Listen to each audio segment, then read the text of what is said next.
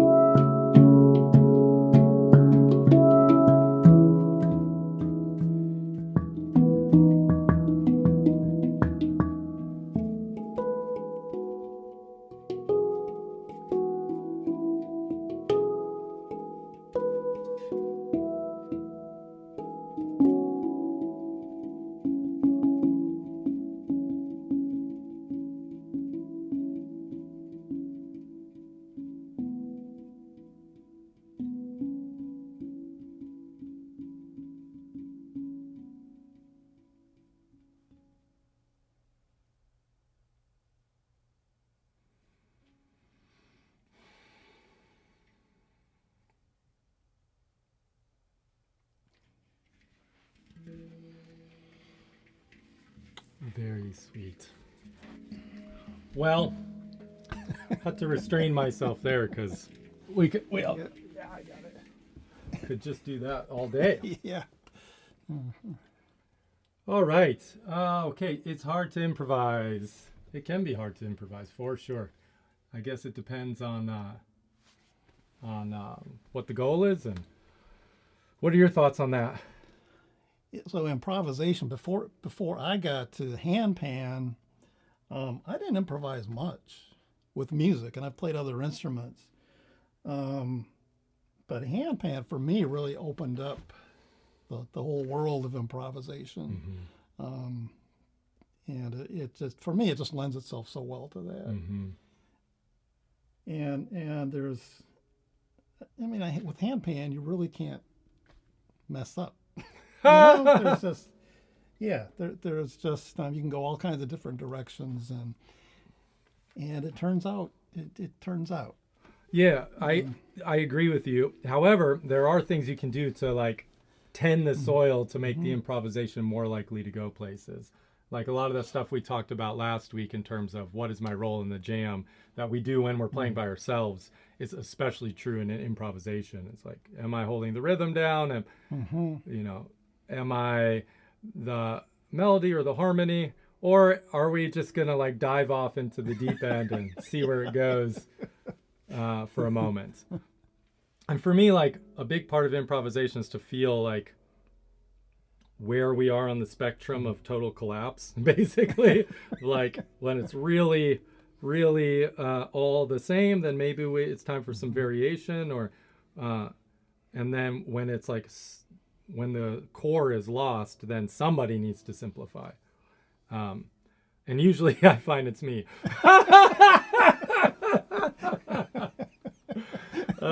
I don't know if y'all have had this experience, but man, it happened to me a lot, especially in the early days, where we'd be jamming and I would be like playing and trying to get into the groove, and like there'd be like 3 or 4 of us, you know, the good gathering jams. I'm like, why don't I feel it locking in? What? Maybe if I try this or that or this or that. And then I stop playing, and lo and behold, the whole thing locks in. I think silence can be terrifying, and doing something simple can be terrifying. And it does help to have, if you know when somebody is keeping the groove or keeping the beat. Yeah. Well, and it's a nice feeling too. Like, oh, you're holding this for me. Because like in conversation, all we have to do to listen well is like stop talking. But when we're improvising, you actually have to still make sound. And by creating that container, you're like showing, you know, for me, it's like showing, hey, I'm really interested in what you have to say. I want to hear it, you know. So creating space to do that where it really showcases. So, okay. Transitions from grooves to breakdowns. I think that a lot of that is also simplifying and knowing exactly what your groove is and what some of the breakdowns are that you're interested in doing as well. Are you wanting to, you know, stay in time? Are you wanting to like do some kind of subdivision inside? Like, what is the general idea of the breakdown? I'm not terribly great at them. I feel like I really specialize in this like stream of conscious playing, and then really tight compositions.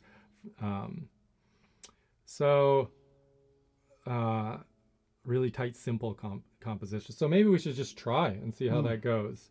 Kind of play with some ideas and see what it might look like to transition from. There was, do you remember, what was that weird split hand thing we did for one of the pieces? Maybe grab the C sharp. This one here? Yeah, it was like the triplet.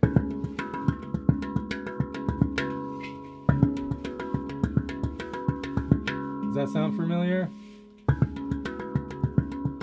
It was in the last show, I think. Yeah, we were doing something like, let's see.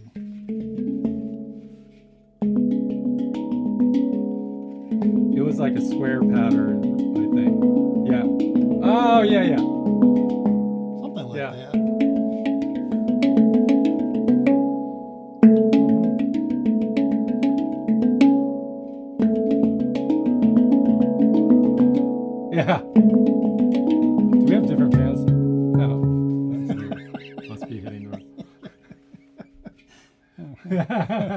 Nice, Alethea remembers.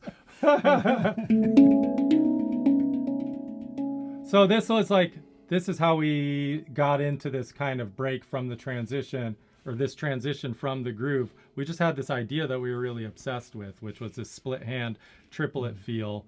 Yeah.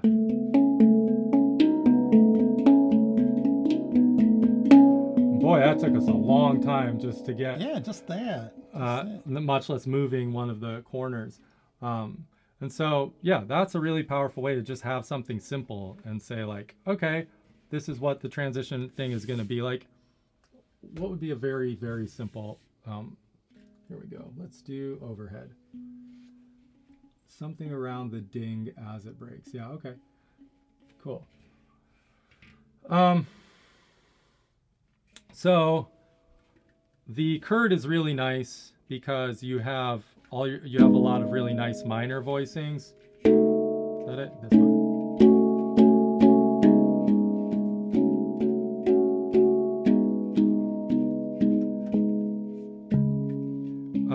But you also have really nice shapes for the major too. Tone field 1, 3, what is this, 6 and 8. Create a nice inversion of the 1 chord in the major. And I really like this motion here, where I split the hands here and here and just kind of flop them both down. It's not perfect, but when you can't quite get there for whatever reason, or you want to get there quickly, it can be really nice. Yep, and then we have this one here, which is just 2, 4, 6. And that's the 4 of the major. Then we come here to the 5. Yeah, and back down. So we have like a very nice, jolly, jovial 1, 4, 5.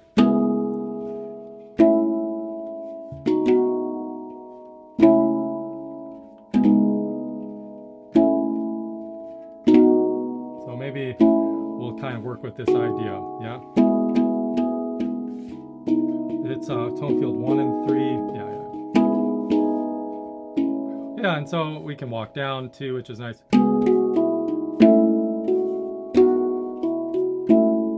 All right, so somehow we were going to want to incorporate that idea from a rhythm thing on the ding. So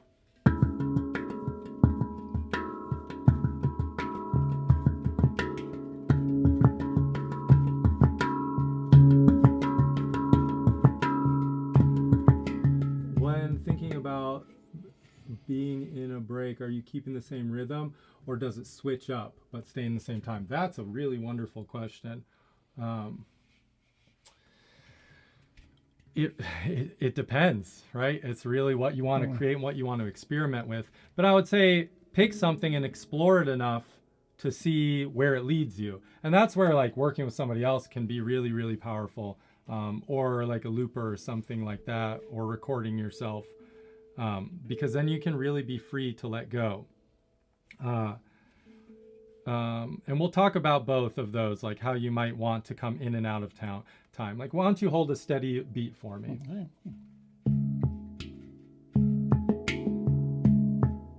Yeah, nice. All right, so it's like really 4/4, yeah? 1, 2, 3, 4. 1, 2, 3, 4. So I'm going to get to 16, but I'm going to do it with 2 5s and a 6 instead of doing it in 4. So I might be with him.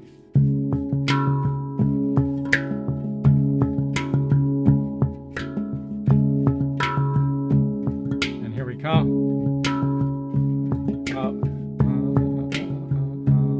Let's say 2, 3, and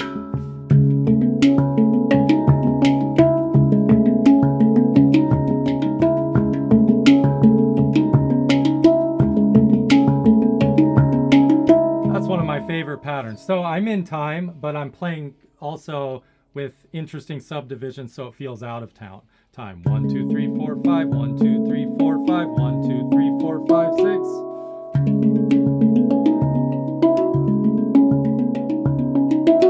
And of course, when I'm practicing that at home, I practice maybe on a metronome to make sure that I am in time. Now, let's do an even simpler rhythm, maybe like a 3-3-2 or something, and you hold it. 3-3-2. Whatever, anything, it doesn't matter. Even simpler than what I was doing. Mm-hmm.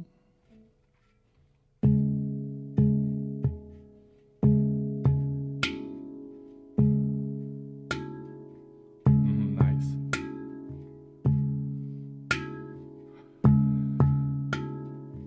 Something super slow like this can be really, really nice. Maybe a little, it can be challenging too. It can be overwhelming. No, you can leave it slow. I want to leave it slow. It's great. That's fine. I'm just saying it can be overwhelming when you have so much space, but it's a good example of where you can really play kind of in and out of time. So as long as somebody's holding the rhythm really well, now you can really, this is one of my favorite things to do, which is just kind of dramatically play against the time. And in this case, I might not do a particular pattern. I'd just be improvising, perhaps. And maybe in this case, I'll stay more minor. And so his job is just to hold on, even though I'm kind of tugging at him a little bit.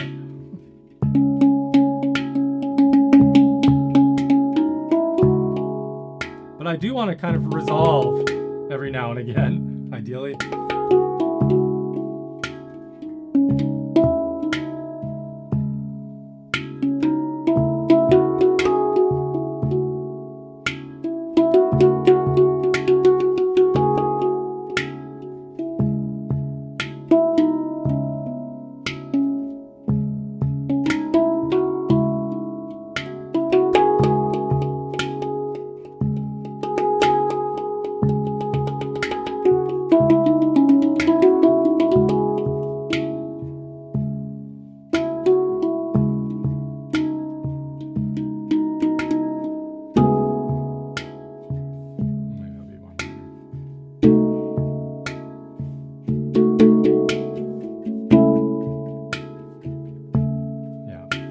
Maybe chords.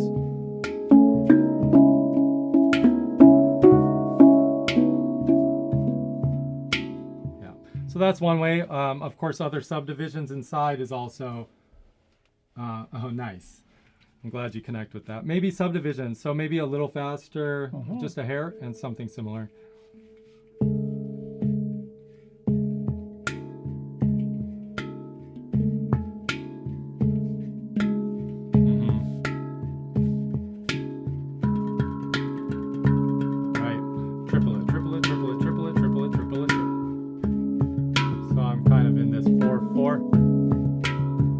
Subdividing into triplets is a fun way to feel like something different is happening, but and so this could be in, like on the ding, and it will still be nice and dramatic.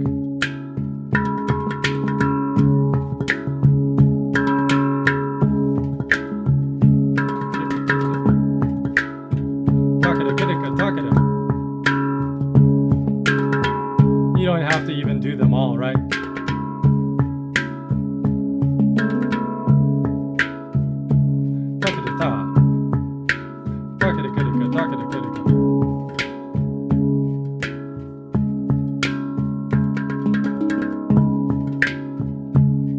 And on the notes.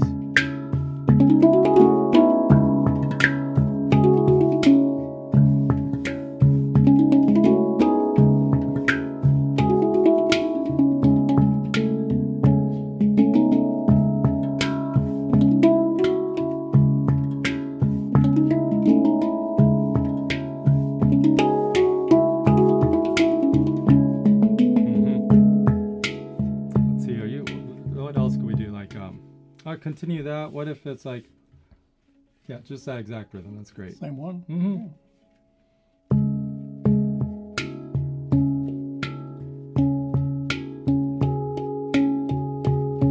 You can just be stubborn about a rhythm. So here I'm doing a slower 3. Oh, I did 3-3-2. Let me stay with 3. Here we go.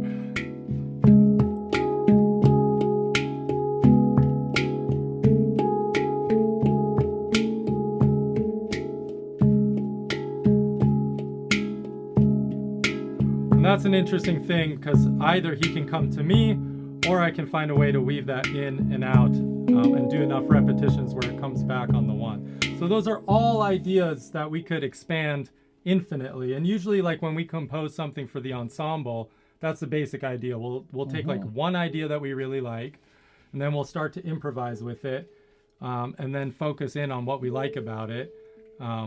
And that's one of my favorite ways to piece things together, is in larger group settings where you have a lot of input. Though I do think it helps in that case to have like somebody who's like bringing the piece to the table and has an idea of where it wants to go. And then like trading roles like that. It's like, okay, if this is your piece, then what do you like? What resonates with you? Yeah, that sort of thing. Okay. So of course there's a bunch of other ways we could look at that too. Like maybe I really want to understand my rhythm grid. So maybe I want to keep the same accent. Doom, doom, talk, doom, talk, doom, doom, talk, doom, talk. And I'm kind of playing with the ba-boom, the and one. I like that rhythm. Yeah. And every now and again, I just pop off another upbeat something. We'll do it a little slower.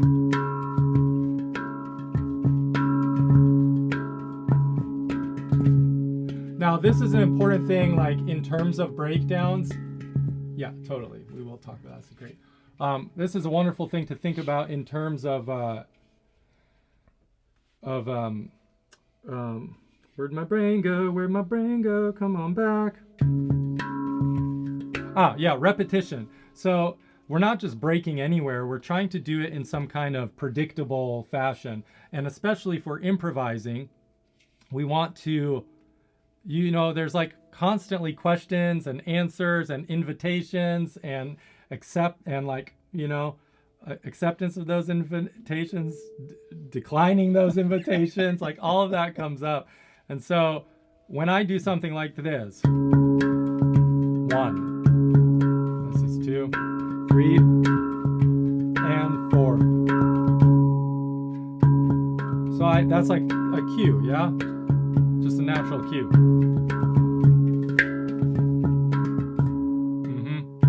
Or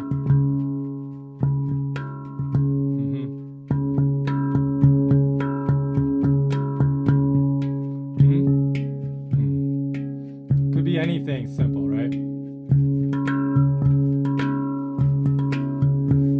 That's going to signal that we're about to enter into another section. And so in Western music, you hear it a lot in 4s and 3s, and it doesn't have to be, but that's what we're very, very accustomed to. And so getting in the habit of structuring your patterns in the shape of 4s, 8s, 16s, 32s can be really nice, and is it kind of an easy hack. Another easy hack is also just dynamic range. So even if I'm playing,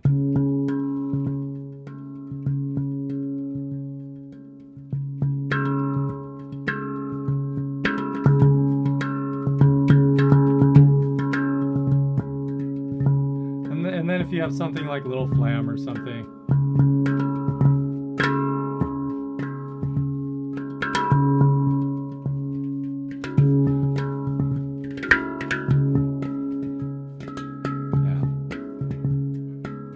creating some texture there is really nice. And like if my partner is being very delicate, for instance, with the rhythm, would you please be delicate with the rhythm for me? I know I'm very demanding.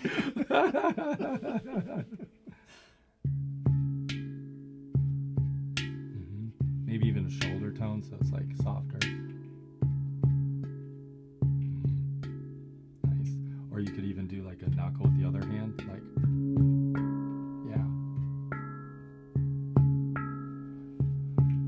yeah. If we're jamming and it comes to here, this is such a great, if I'm listening and I catch it, now I have a tremendous opportunity. If I notice my partner's doing this for like more than a couple rounds, that's an invitation. So here I can really transition into, because it's so quiet, I can say something with barely any volume.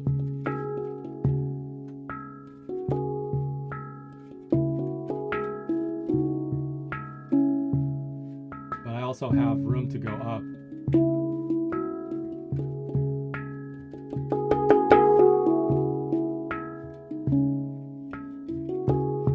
Okay, we'll slowly build the volume up. Let's see. Yeah. Another thing is, like, it's easy to play too hard and not get enough volume, and play not very hard and get a lot of volume. And when you're very precise with this also, you can start to build up to to a really interesting place where the sound is very clean and loud and resonant, like at the higher edge of the dynamic range. If you get right up to it without damaging the note or breaking past it where it feels strained, to me, some of the most magical things happen. So let's see if this pan will do it.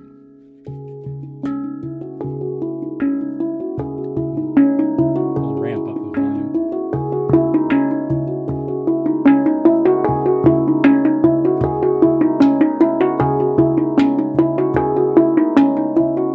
Yeah.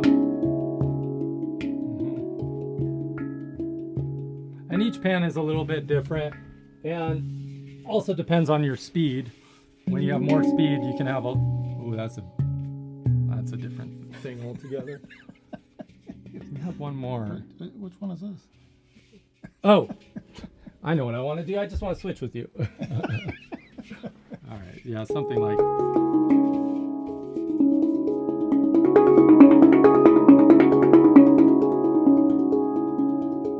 And when you back off after swelling it like it, it's like a wall of beautiful overtones, right?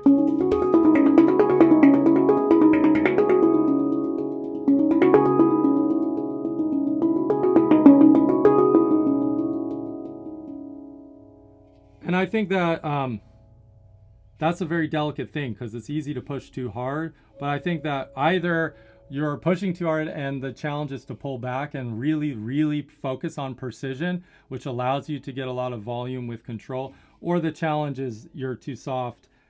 You know, normally you don't play louder than like 5 from 1 to 10. And that can be, if that's something that you relate with, then slowly practicing whatever you practice while bringing the volume up very carefully.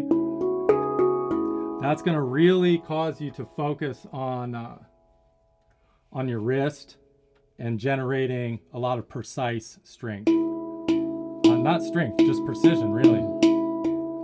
And for that, I really, really like bent fingers to get a really big wall of sound. Because, you know, if I'm trying to do the same thing, that like can really add a lot of tension to the music.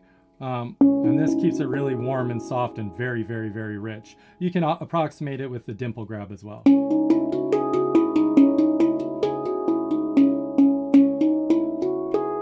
Mark D'Ambrosio is a good person to watch for a very nice, precise dimple grab technique. Yeah. All right. So we have meandered through the woods through a lot of these topics. I know there's something I missed when I started talking about dynamic range. Doesn't matter.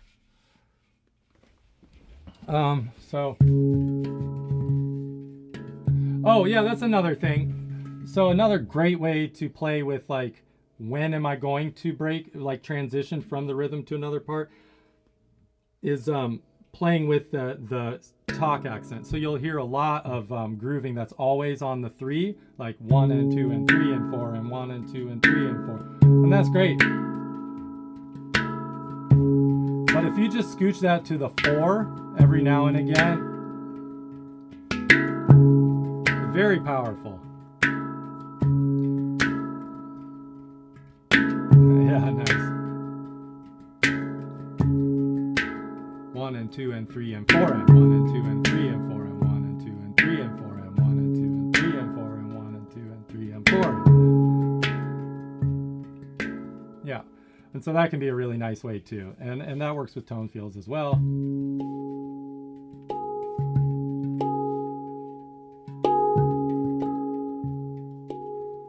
And here I'm doing my lead hand, which is left.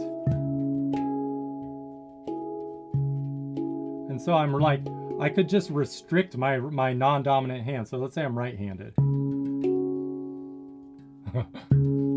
to practice more. So I'm not going to bring it in the right hand. And then when I do, it's that more dramatic. Where are we? Oh yeah, we're in what is this pan called? The curd.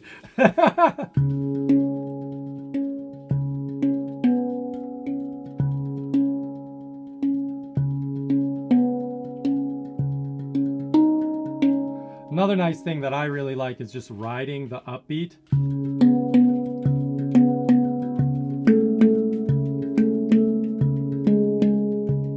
So that could be like,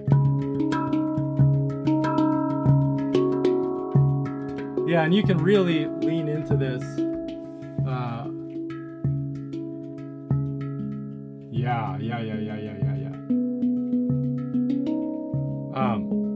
So this, yeah, and you can really lean into this. I'll do it with my dominant hand.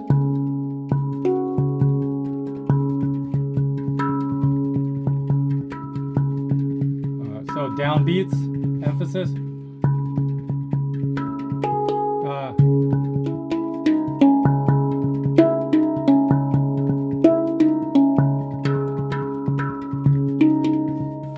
Now all upbeats.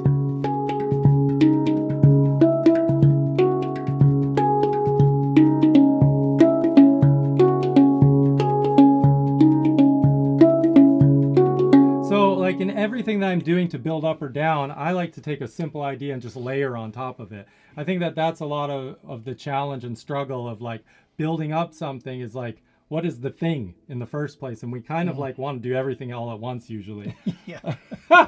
And it's just astonishing. Like I've been getting into a lot of video game music recently, and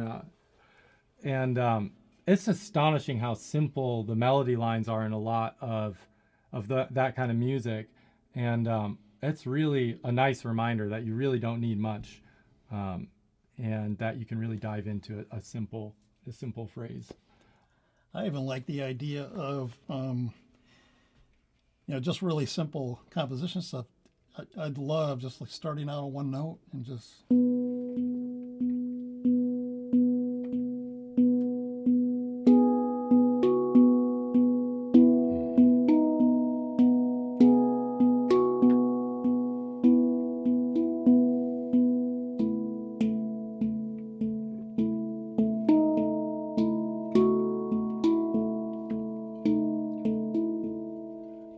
that can be very powerful also. Just that one night, and sometimes I'll just stay there for the longest time and just do I love that. It helps to develop that hand independence too. You got this hand just doing this and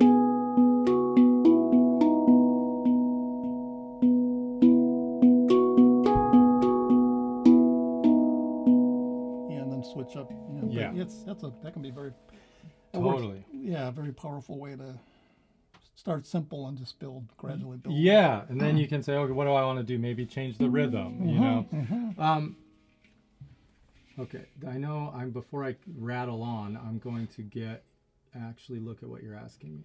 I am 33, have no experience with instruments, hard to learn handpan. How long do I need to train? I know it's difficult, but I ask myself if I could do it. Yeah, great question. So I struggled with music my whole life, where like both with confidence issues and focus has been a really big challenge in my life. Like just doing anything consistently, I can do it, much more easily for like 8 hours.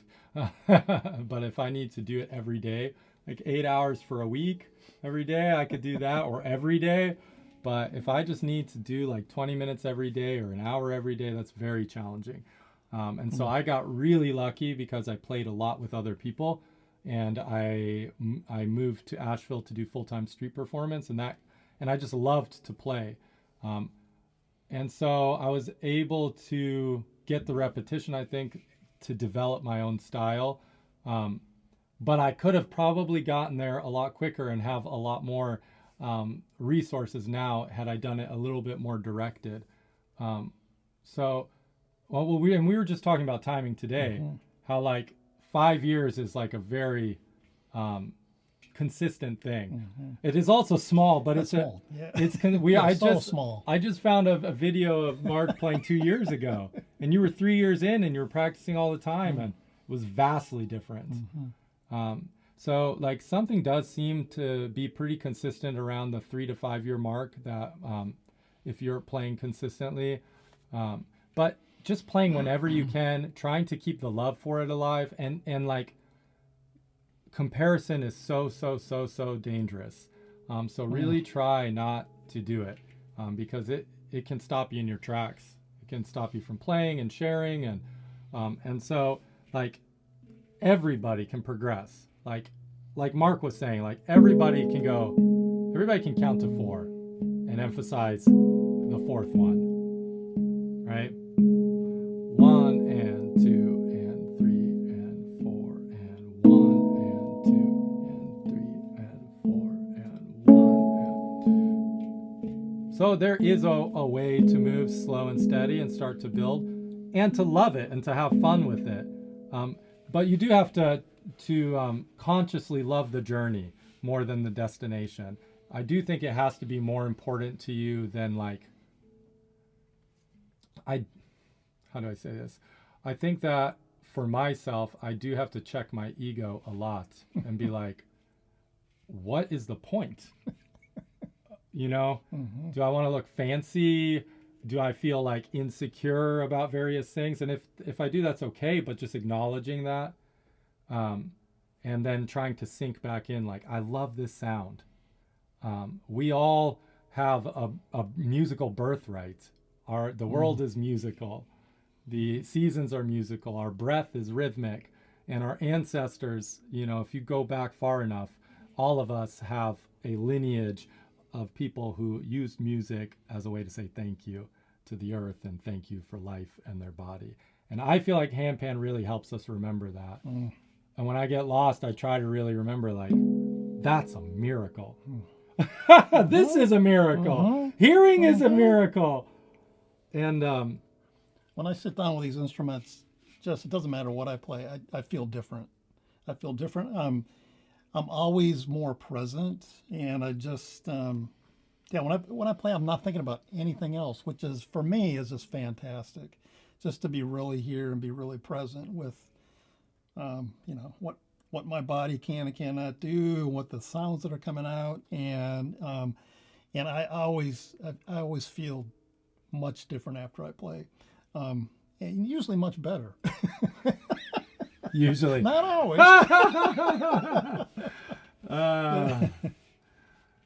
Yeah.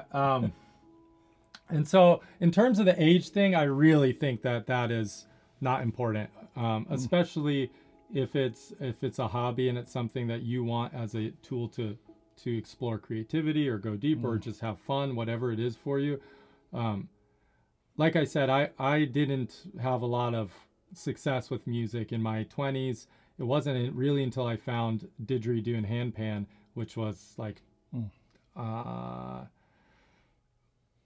in my mid-20s, that I started to actually really connect with music on a deeper level. And the handpan really taught me to play music.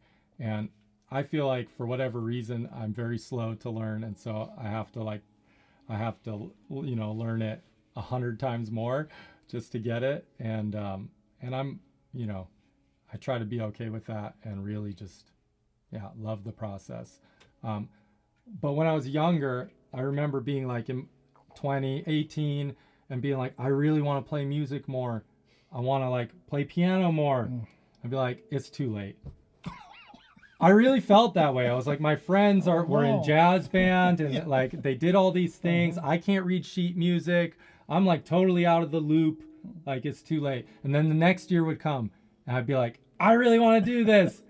I should have started last year. And I literally did that for like almost half a decade before I realized, dude, last year is now. If you want to do it, Just do it. Enjoy it. Yeah. And I think that mindfulness practices are really essential for profound growth.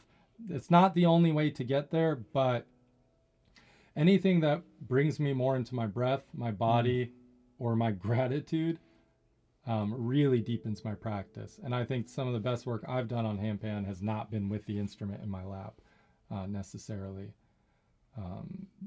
Yeah, because the more that you're directly experiencing the instrument, the more you can respond, hear what it has to say, and all that stuff. Yeah, I'm always amazed too. So another instrument I play is trumpet, and sometimes I'll play my trumpet, and I've got my handpans sitting in my little room, and the handpans will start singing. Yeah. I mean, it's incredible. I mean, I've been thinking about like recording some of how that sounds. It's amazing. It's amazing. Yeah. It is amazing. So I play little games to help with the simplification that are really have been helpful for me. Like imagining that this is my last time playing the instrument. Like really, when I'm done, I'm gonna this is the last time I'll be in my body. The breath will leave and it will not come back in, which will happen just like everything else right now. And I really will wish I had one more. And we always do have one more until we don't. And so to really sink into that, if I can get there for a second, it really affects my playing. How do I want to listen if this was my last experience? Another one is like, I imagine that I live in a society and like the handpan's like the most sacred object, and it's like in the temple, and everybody gets to play it once in their life. And like you've heard stories from grandma and grandpa, of like the time they played handpan, and this is my time, Those kinds of things can really help. They help me at least. Yeah. Nan. Oh, well, Nan, you also work very hard. Let's not forget that. The more you give, the more you get. Give a little, get a little. Give a little, get a little. Give a little, get a little. Give a little, get a little.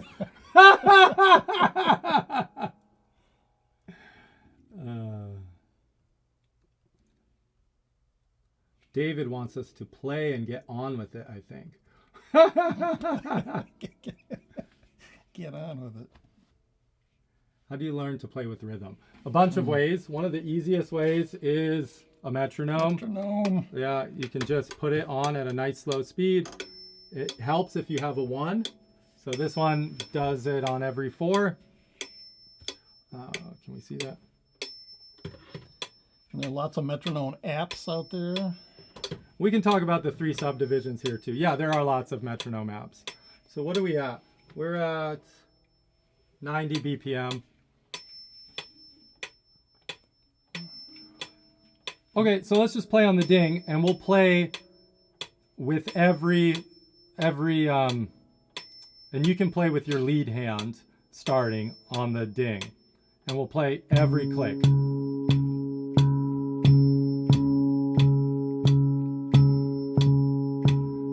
This might be a little bit fast for what I want to do, but so we're playing once per click. Now we're going to play twice per click.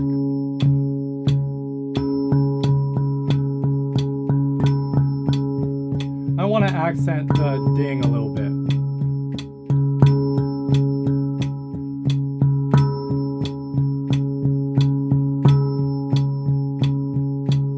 All right, now I want to try to hear the next subdivision if I can. So I'm going to go to 3 next. Yes, we could double it from here to 4. Sure. 2.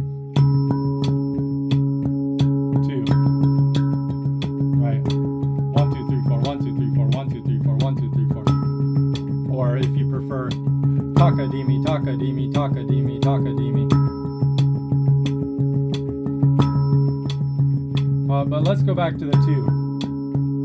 And let's see if we can go to the triplets from here. And one of the nice, fun, challenging things to do is see if you can feel it while playing this.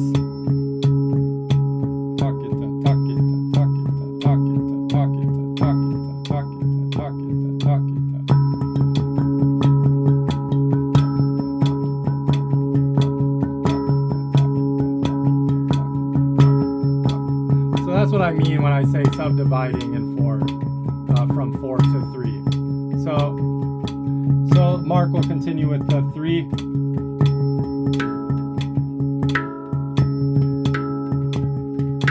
So I'm in 4, and Mark's really emphasizing the triplets.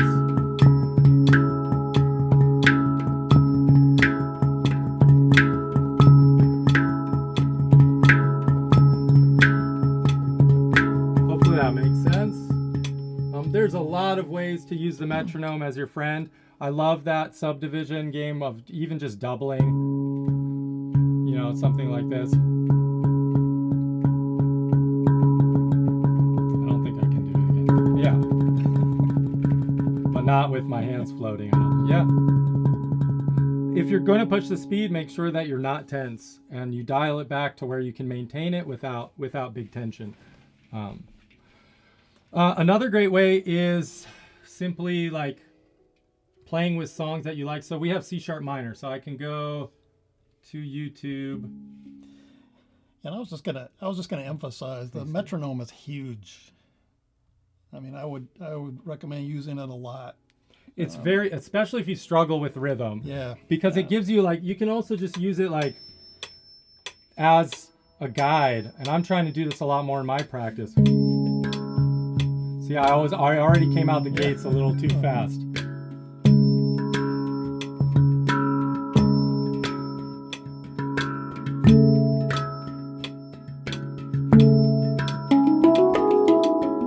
See, I rushed it. So the metronome will really show you the truth of your timing.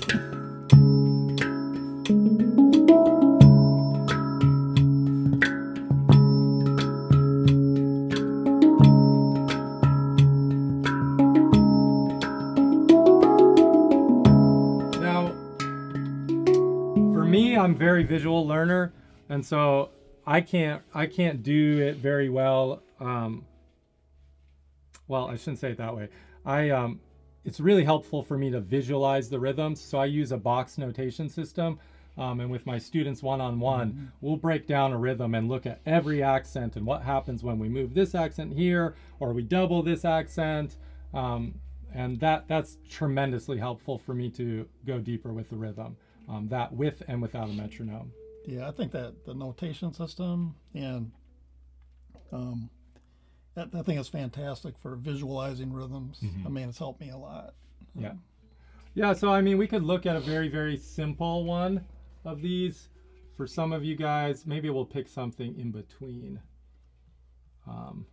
We'll just do... There's one. Yeah, but isn't there an extra credit one here somewhere?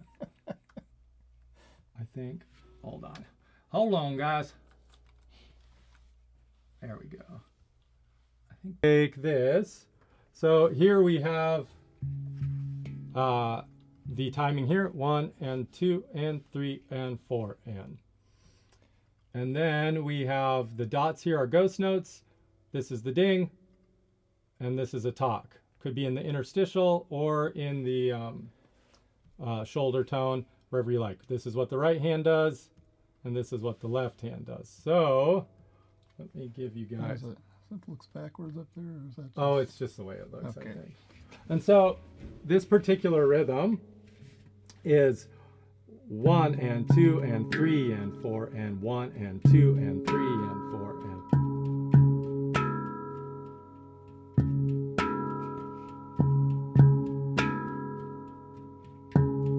And it kind of gets me out of my normal box because we scooched that little ding accent just over to the 2 by itself, which is nice. And so if I was playing this at speed with my natural lead hand, it would be something like...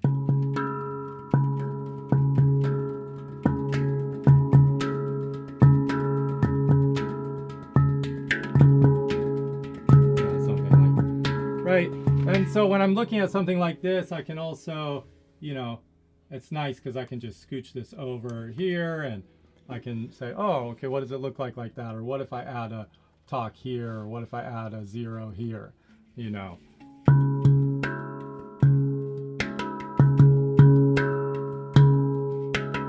Yeah. I guess I should do it right-handed. 1 and 2 and 3 and 4 and 1 and 2 and 3 and 4 and Ah, slow. 1 and 2 and 3 and 4 and 1 and 2 and 3 and 4 and 1 and 2. 1 and 2 and 3 and 4 and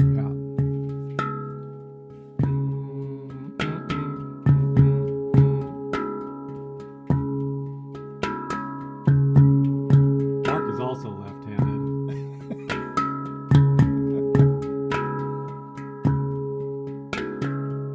Now, also, like in this case with a rhythm like this, a lot of times we get it mentally and we're like, great, I'm done. But for a rhythm like that to like really become natural, it really, you want to go on autopilot for quite a bit, like at least set the timer for 3 minutes, if not 5 minutes. Yeah. And try not to create too many variations until your hands are really not stiff with it. And this could take a couple days, it could take an hour, it could take a year. It really is different for everybody. And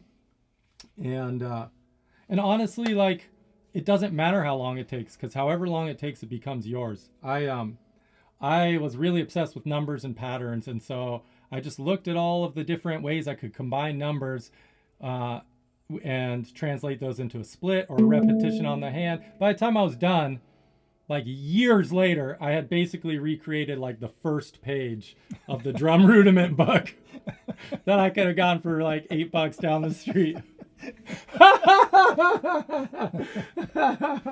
But some of those shapes are really mine as a result. And if you want your sound to be yours, first of all, be patient. Expect it to take, at least 3-4 years before you really feel like, the depth and specificity of what you have to offer is coming through. It might happen right away. It doesn't really matter. The point is, like, be patient, enjoy the journey, and compare not. Okay, cool. Let's see what other people are. You guys like seeing those grids? Is that helpful? Well, Alethea, I know you like the grids. I'm glad to hear it, though. That was not always the case.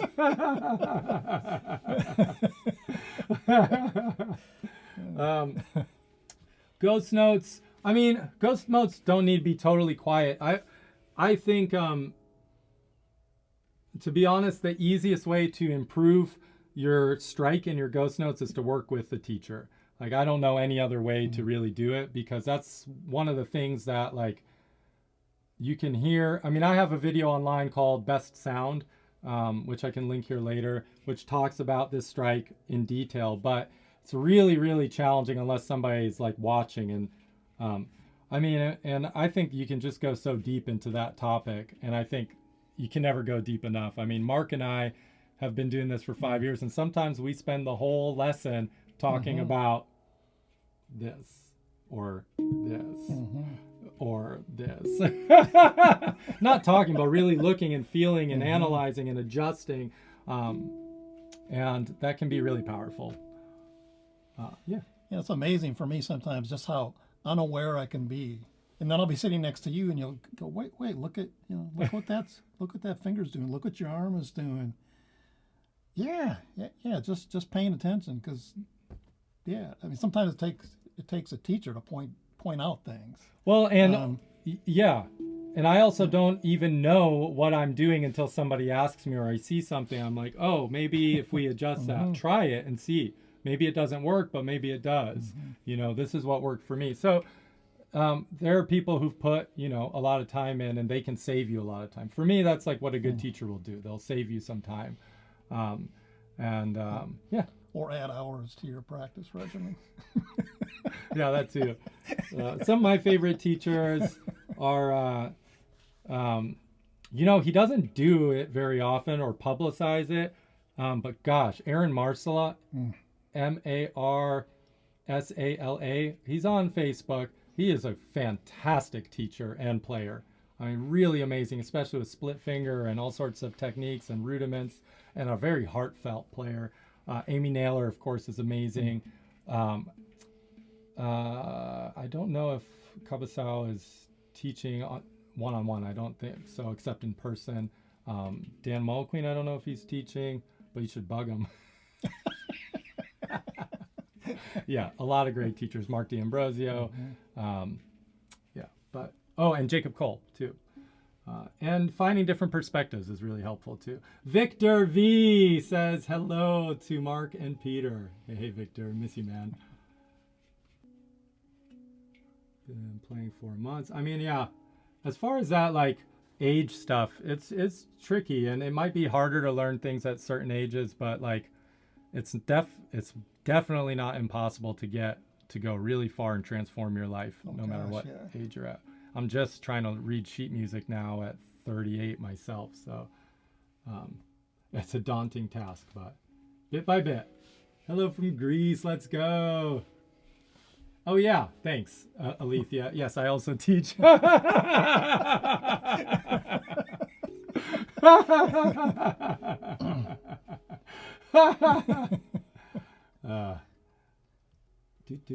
We have a workshop coming up next Saturday. That will be a 3-hour workshop, or next Sunday rather, the 9th, from 4 to 7.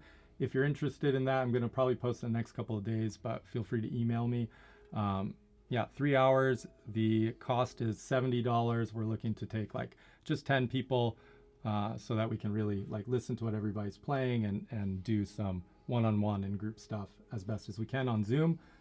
And we also have an in-person 4-hour workshop coming up in St. Augustine. And if you're interested, we're looking at a 5-day immersion retreat in October at St. Augustine near the beach. So those are things we're really excited about. Yeah. Dates for the immersion. Yeah, October 5th through the 9th, I believe. 5, 6, 7, 8, 9. Yep. Yeah. And you haven't sent anything out about that? No, we're going to send out this week, and that's not for sure. We do need 10 people for that to be a successful event, or we can't pay the cook and everybody that needs to be paid. So yeah, if you definitely let me know. That's going to be Thursday afternoon until Monday morning, 3 meals a day, dinner on Thursday, breakfast on Monday, and we're going to play as long as people have bandwidth to play. I know I'll probably be getting a couple hours of sleep. And we're going to go as deep as we can into improvisation, composition, technique. Really want to make sure everybody walks away with having composed a song and really working together, looking at songs, coming up with ideas, and going over the way that you might want to approach structuring songs and just playing a lot together. That's the basic idea. So that's what we're looking to do. The cost is going to be $7.97, and yeah, the food is really good, locally sourced. It's going to be yummy. And if you have more questions, let me know. But yeah, let's talk some more things. Does anybody have specific questions that I missed or that you're interested in? And you can email me at handpan360@gmail.com. Oh, also, all these instruments are for sale, and there's like insane prices right now. Raphael just lowered his prices, and I really don't understand how, but they are really, really, really low. For a 8-noter, I think it's $17.95, and then for like a 22-note instrument, it was right around $3,000, and very high quality. And then I also have the first Sabai I was playing is a personal instrument that I do need to part with, and it's looking for a good home. I'm willing to part with that for reduced price, around like $2,100 with a bag and 2 helmets. But check out handpan360.com if you're looking for instruments. What do you guys want to do? What do you guys want to do? Do you want to hear music? Do you want to talk about geeked out stuff? Questions? Somebody mentioned about the practice rhythm and stuff. I think the most important thing you can do is have a practice journal and just record what you're doing. And ideally, if you can commit to sitting with your pan for 5 minutes a day, you do not have to commit to touching it. You just sit with it in your lap. You don't have to play it. Just sit for 5 minutes. Bare minimum. Okay, that's the bare minimum. And just write down what you're doing, because when you track it, you can actually decide if what you're doing is getting you the results you want. And the other thing I would say that's really, really powerful and important is to try to get out of your boxes as often as you can. Now, if you don't have boxes, develop your boxes. But if you find you're doing the same thing over and over again, then it's time to really try to shake things up. And I'm in a process right now. I've gone through several plateaus in my career.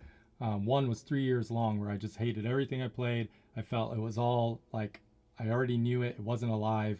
And though people enjoyed it, I wasn't enjoying it. And I'm at another one right now. And the only way I know how to get out of those is to really just keep digging deep and exploring new things and going back to the basics, trying new things, just really going at it. And so, you could try a new timing, like 5, for instance, and you could do it in 2 and 3, right? 1, 2, 1, 2, 3, 1, 2, 1, 2, 3, 1, 2, 1, 2, 3, 1, 2, 1, 2, 3, 1, 2, 3. And you can do that alternating hands. 1, 2, 1, 2, 3, 1, 2, 1, 2.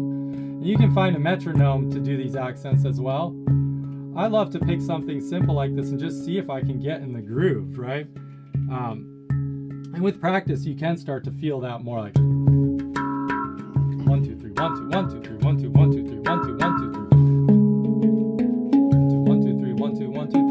1, 2, 1, 2, 1, 2, 3. And then once you have that, to like try to leave longer breaks, try to feel subdivisions more. That could be a way out,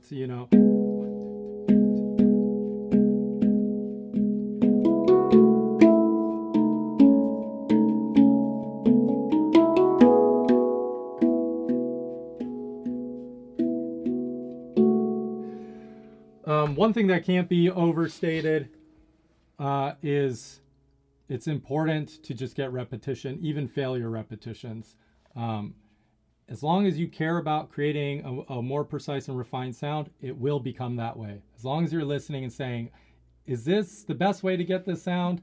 And if you surround yourself with, a couple of good people too, who are playing a lot and passionate too, then you can shorten your journey.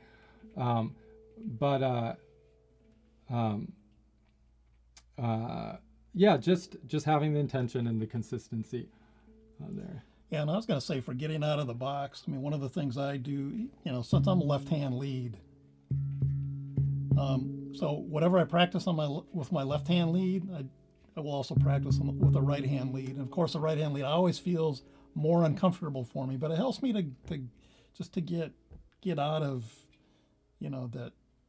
the stuff that I already know and try, helps me to try something different just by changing hands. That's really important. And because this isn't like a drum that is asymmetrical either. Like the right hand lead is very different patterns, different sounds. And if you really want to explore everything that you can with the instrument, yeah, it's important that you start to begin to build balance in the hands as best as you can.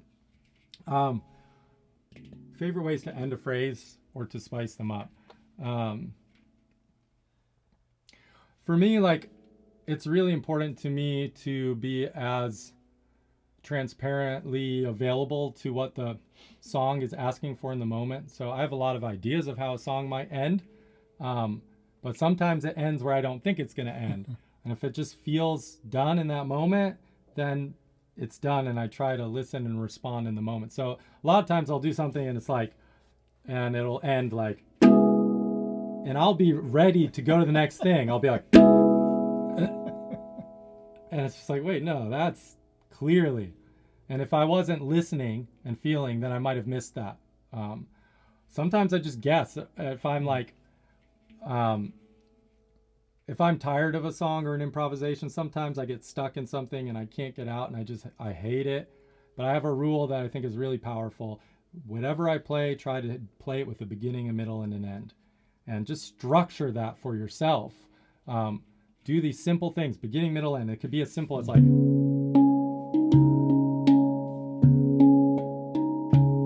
beginning.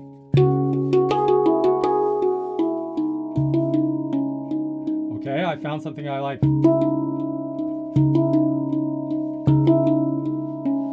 And an end.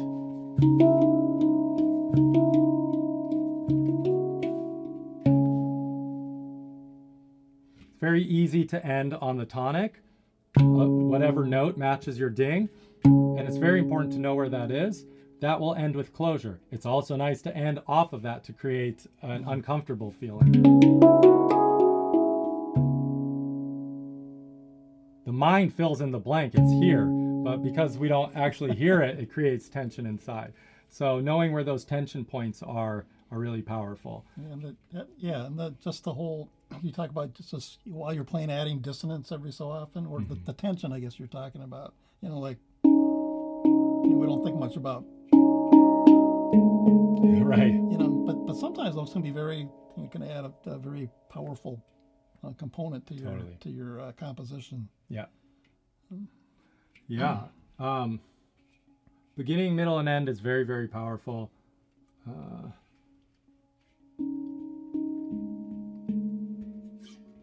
Spice things up. I mean, for me, everything is contrast. I love taking a simple idea, you know. There's the idea. Okay, how many times can we kind of turn it?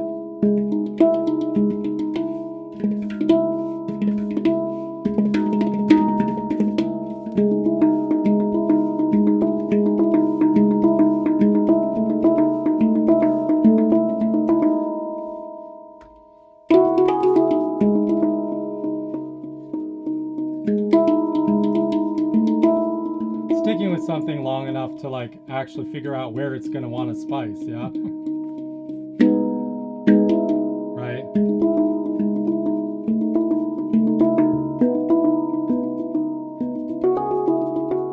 Whatever. Yeah, so just finding something easy and keep doing it.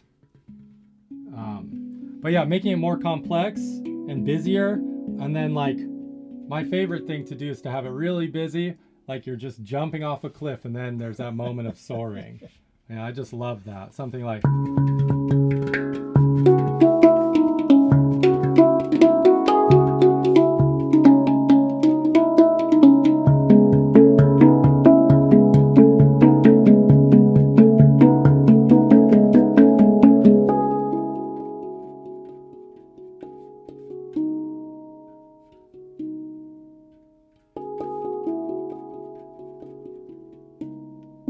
whatever, something along those lines. You can, you know, that one I'm not so connected with, but coming up with something along those lines. And so you try it again, right? That's, it's really simple. Like if it's something you want to get better, you have to keep trying it till you find it. Like there's some parts there I liked, there's some I didn't. Okay. I still don't like that big jump, so how can I get there more smoothly?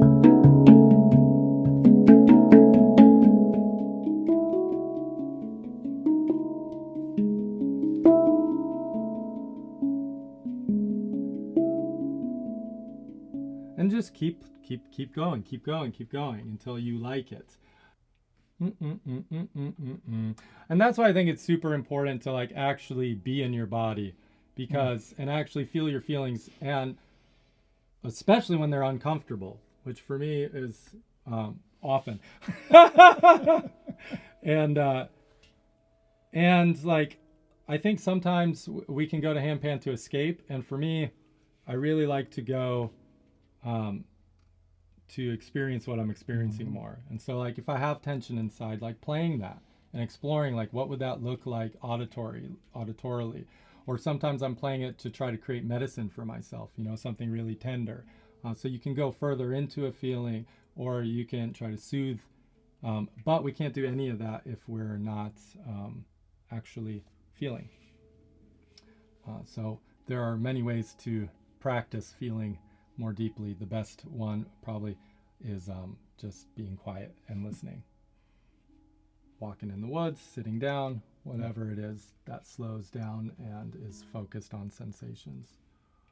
Finger stuff around the ding. I guess I'm not entirely clear what everybody's referring to as breaks. So what do we mean by break? Because when I'm hearing like around the ding, then I'm guessing that like little fills and stuff, perhaps, and maybe what like...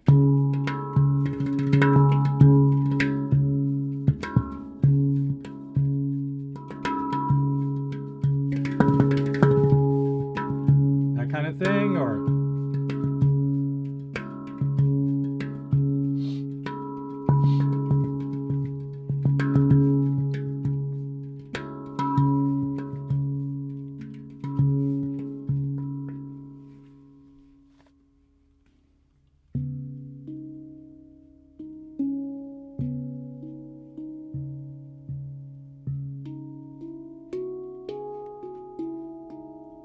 All right, I think we're just about there, unless some more questions come in.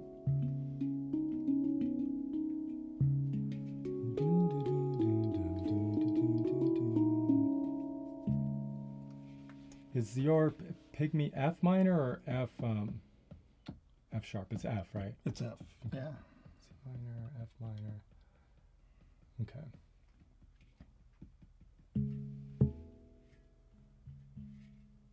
All right, last call for questions, and then we are going to jam it out. Is there anything you wanted to talk about?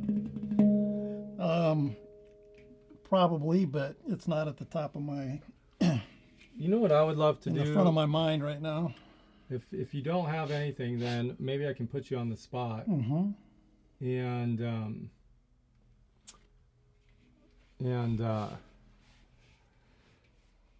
we could do a quick meditation with some of the bell gathas. Oh, sure, sure. Yeah.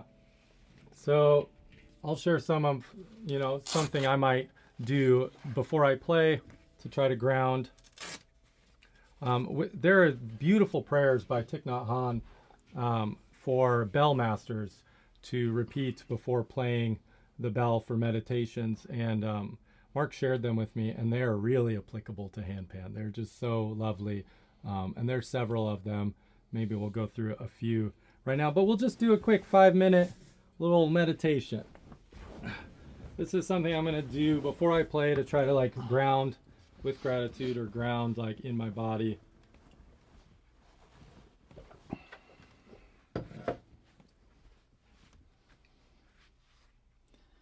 So did you want a bell gatha as part of this, or? Yeah, maybe I'll give me a minute to sink in. Okay. And guide the breath, and then when you feel inspired, go ahead and share some of those.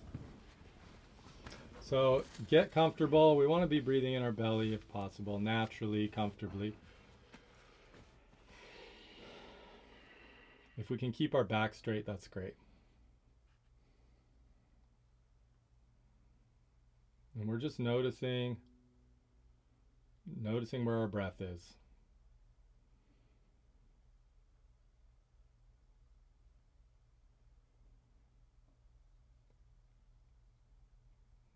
When I say bring attention to your breath, do you feel it in your nose, in your lungs, in your throat or belly? Just noticing where your attention is.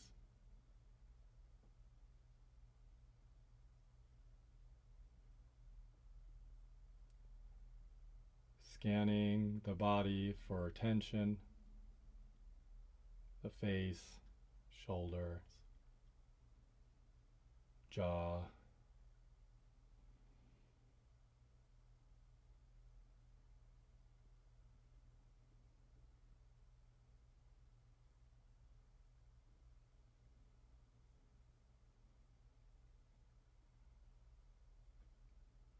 You may notice your heartbeat or sounds around you, or the sound of your breathing.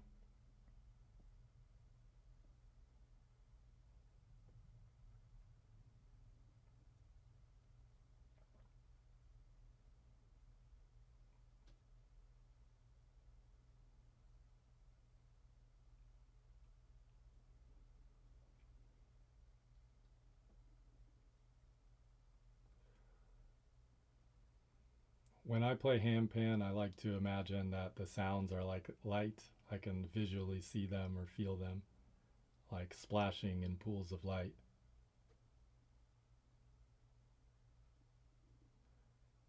And I like to imagine that you can breathe in the light and it fills your body.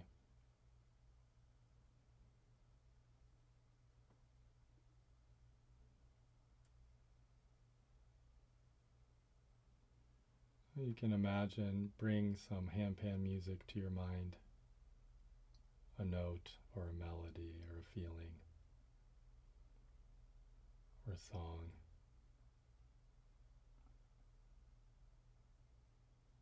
And really feel the notes inside, however your imagination interprets that. You could give it a color.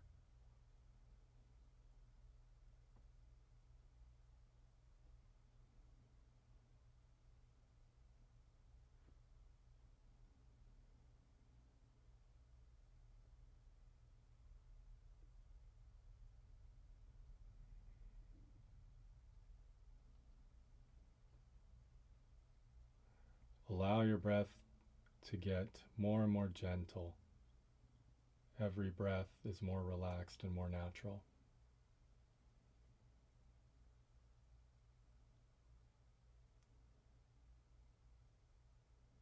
The more relaxed it is, the more room there is for light to be breathed in.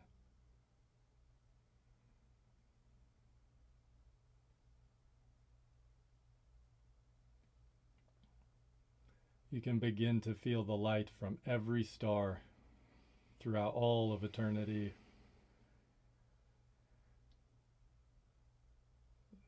Inside with each breath, glowing and pulsing, filling every corner of your body.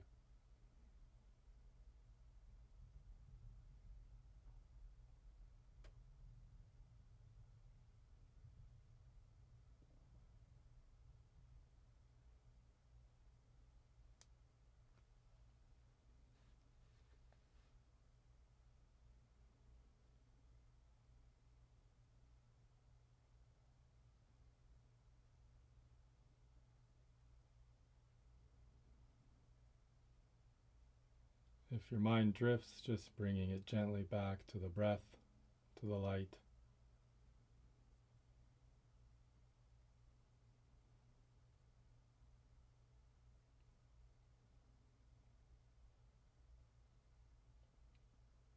You can feel the light expanding around you and slowly filling the entire room.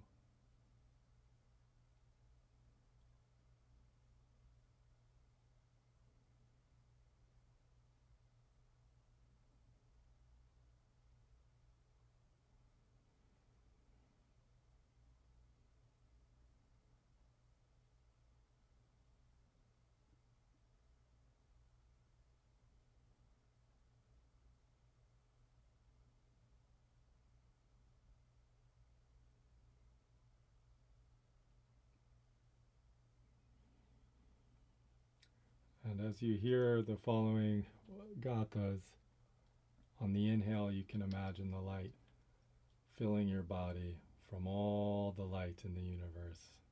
And on the exhale, that light is bathing all of the universe.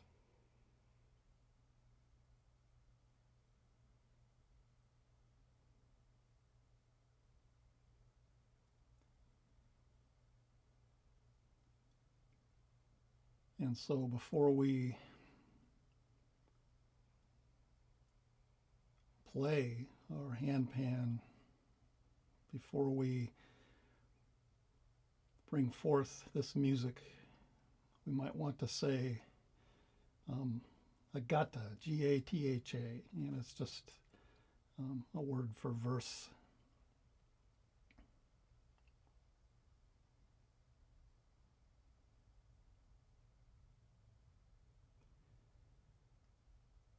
Body and speech and mind in perfect harmony. I send my heart along with this sound. May the hearers awaken from forgetfulness and transcend all anxiety and sorrow.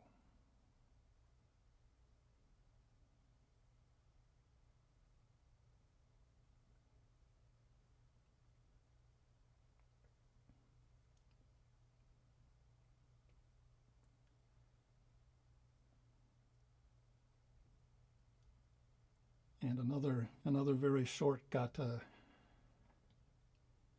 that's easy to remember is this one. Listen. Listen.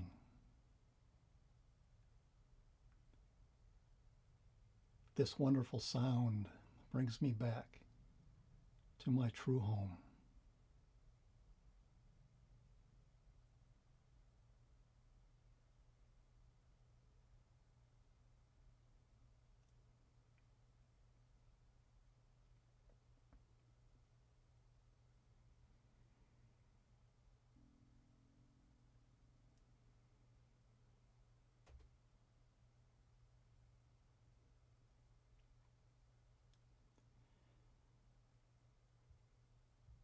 And I'll share one more gata, and this one really helps me to be aware that these sounds are traveling throughout the cosmos.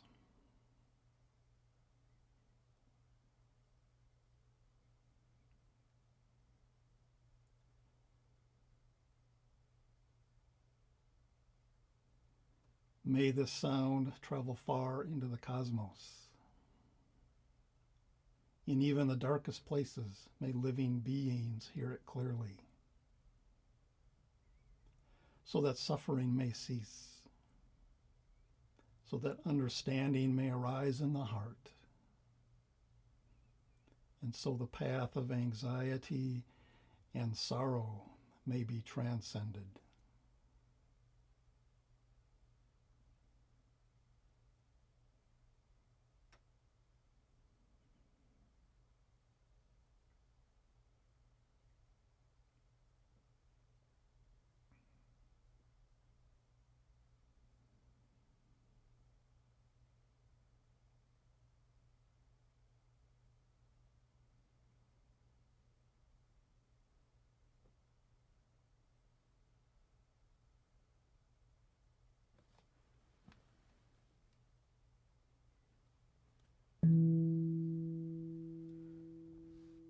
As you inhale, feel the light gathering in your heart, in the center of your chest.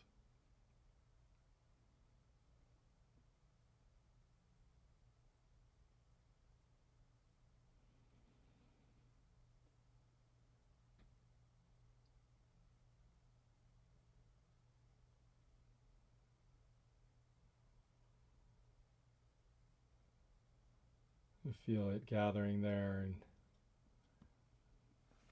condensing, so bright, light upon light, unimaginable light.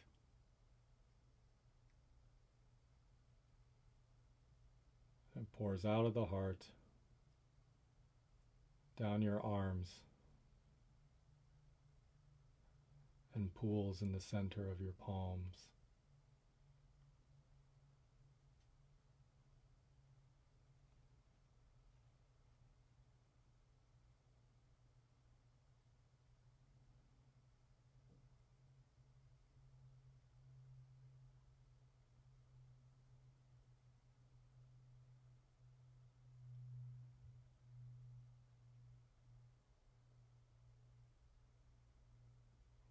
Like you're holding two balls of light.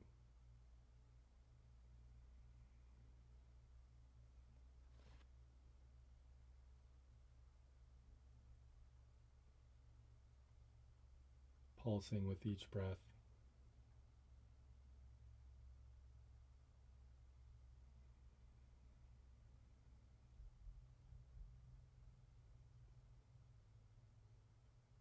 When you're ready, begin to rub your hands together.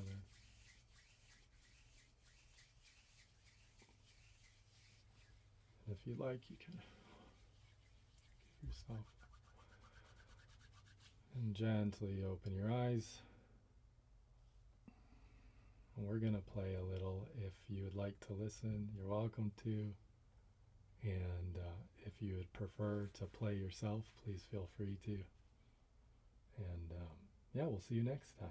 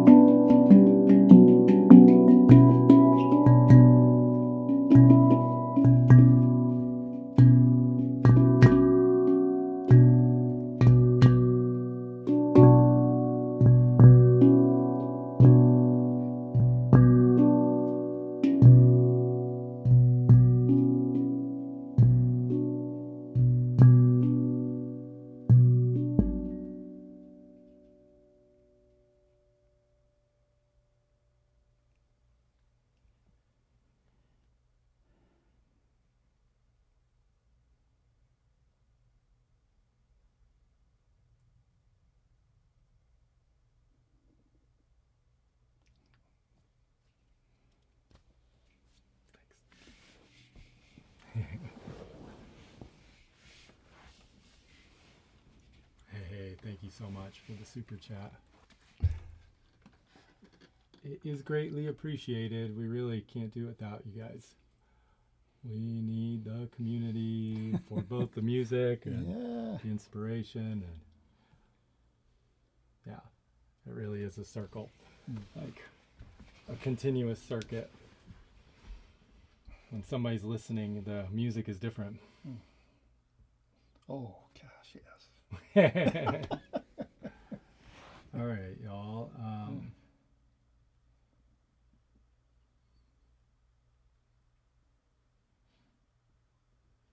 Whew. Alex, I would love to answer your question. That is a deep topic. Which notes match and why?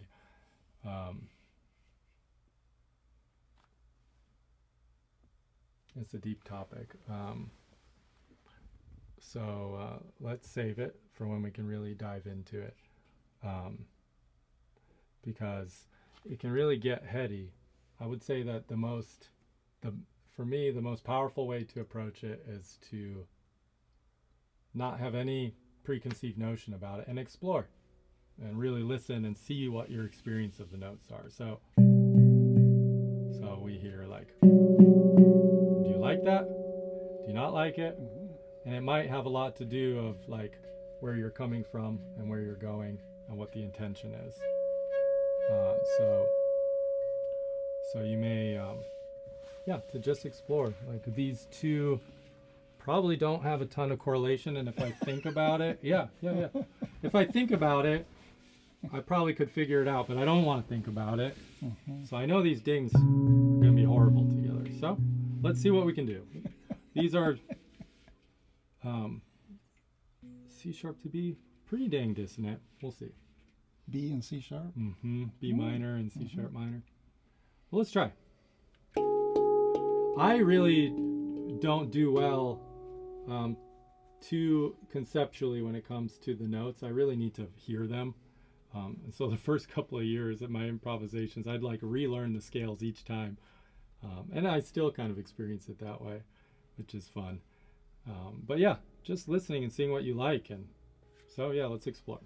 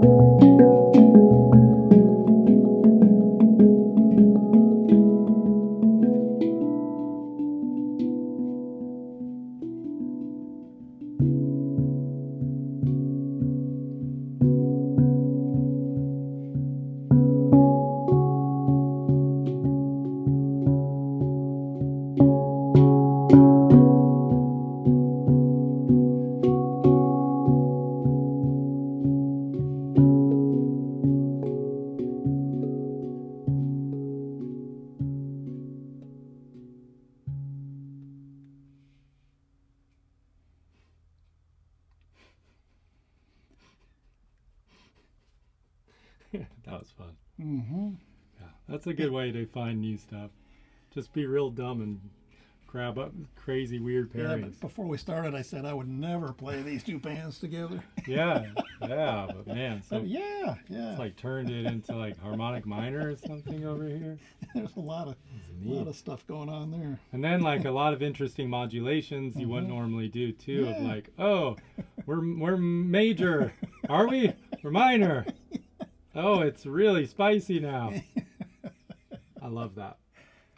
And I feel like not over conceptualizing is really powerful because concepts are just concepts and they can be really limiting. Like, but when you experience the notes, it's like, yeah, there's some. It's fun. It's delightful. It's an exploration, and it really, really encourages you to listen.